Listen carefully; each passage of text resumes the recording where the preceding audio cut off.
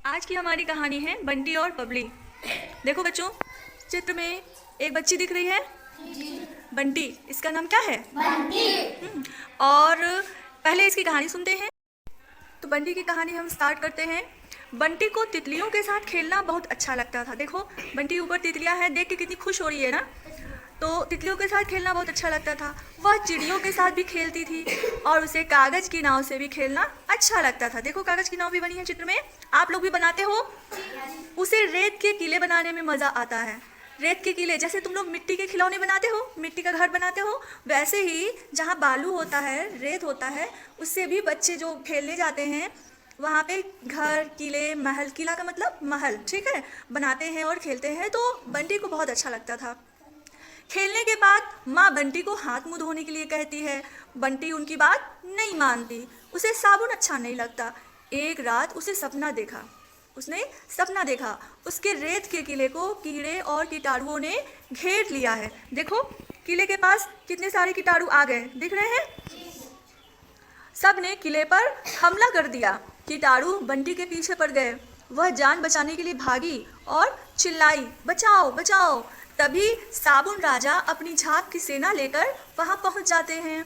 वे अपनी सेना के साथ कीटाणुओं पर हमला कर देते हैं। झाग सेना झट से कीटाणुओं को साफ कर देती है और आजकल बंटी को नहाने में मज़ा आता है। वह दांत भी साफ करती है और मल मल कर नहाती भी है। तो इस कहानी से हमें क्या सीख मिली, बताओ बच्चों। देखो कहानी को समझो।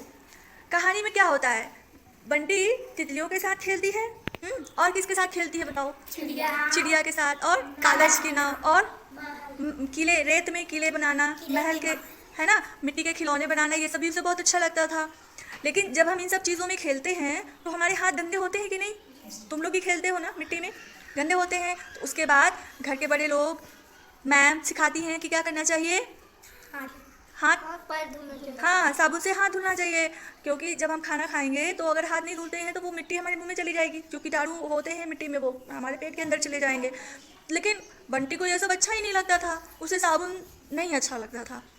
तो अचानक उसने सपना देखा। क्या देखा? कीटाणु ही उसके ऊपर हमला कर दिए, उसके रेत के महल के ऊपर हमला कर दिए। तब उसे समझ में आया और फिर उसकी रक्षा किसने की? साबुन राजा ने। अपनी झाग की सेना लेके पहुंचे और कीटाणुओं को साफ कर दिया। और तब बंटी को समझ में आया कि नहीं, हमें साफ सफाई भी करनी चाहिए अपने शरीर की, हाथ की। नहीं तो क्या होगा, कीटाणु हमला कर देंगे और हम बीमार पड़ जाएंगे, है ना। तो बताओ तुम लोगों में से कौन कौन नहा के आया है? सब नहा के आए हो? अच्छा।